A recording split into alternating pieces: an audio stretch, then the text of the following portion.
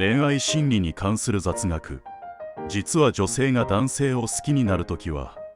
一目惚れのような一瞬の衝動ではなく、脳内での加点方式によって静かに確信へと変わっていく。女性の脳は相手の優しさや男らしさを日常の些細な行動から見極め、時間をかけて安全で特別な存在だと認識していくのだ。今回は恋愛心理学の視点から解き明かす、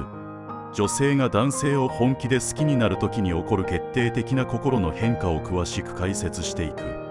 実は女性が男性を好きになるときは、条件ではなく会話の中での共感や傾聴の姿勢に深く心が満たされたときだ。自分の話を否定せずに最後まで笑顔で聞いてくれたり、大変だったねと気持ちに寄り添ってくれる行動に絶大な安心感を覚える。これは心理学で自己開示の需要と呼ばれ、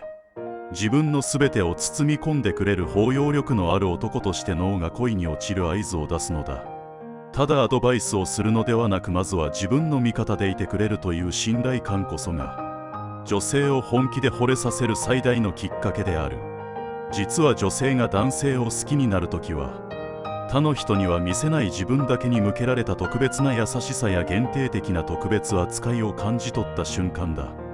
誰にでも親切な八方美人の優しさではなく、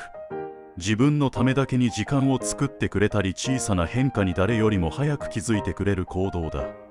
女性は本能的にあなただけは特別だよという唯一無二の愛情を求めているため、その限定感に激しく心が揺さぶられるのである。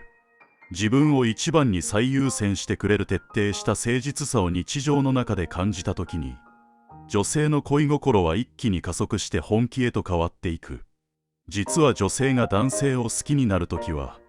トラブルやハプニングが起きたときに慌てず抜群の危機管理能力で自分をリードしてくれたときだ。道に迷ったり予想外のトラブルが起きたときでも、不機嫌にならず大丈夫だよと冷静に守ってくれる姿に男としての強さを感じる。これは危険から身を守り安心したいという女性の防衛本能が最大に満たされ、頼もしいオスとして本能レベルで引きつけられる状態だ。いざという時に責任を持って自分を力強く引っ張ってくれる。その大人の余裕と覚悟こそが一生ついていきたいと思わせる決定打だ。実は女性が男性を好きになるときは、普段クールな彼が自分の前でだけ少し弱音を吐いたり甘えたりするギャップを見た瞬間だ。周囲には決して見せない無防備な姿や挫折を自分にだけ打ち明けてくれた時、自分は彼にとって特別な存在なのだと確信する。これは心理学におけるギャップ効果と親密さの進化が同時に働く現象であり、母性本能がくすぐられると同時に愛おしさが爆発する。自分だけに心を許してくれているという絶対的な優越感こそが、女性の心を掴んで離さない最強の恋愛フィルターとなるのである。実は女性が男性を好きになるときは、2人で過ごす未来のイメージや将来の人生設計の話が不思議なほどスムーズに共感できたときだ。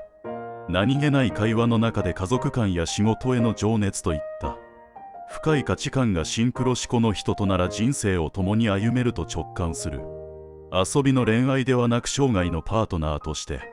お互いを高め合える関係が作れるという確信が芽生えるのだ。未来の話をするときに笑顔とワクワクした幸福感で包まれるその心地よさこそが、本能が選び抜いた最高の相性の表れなのである。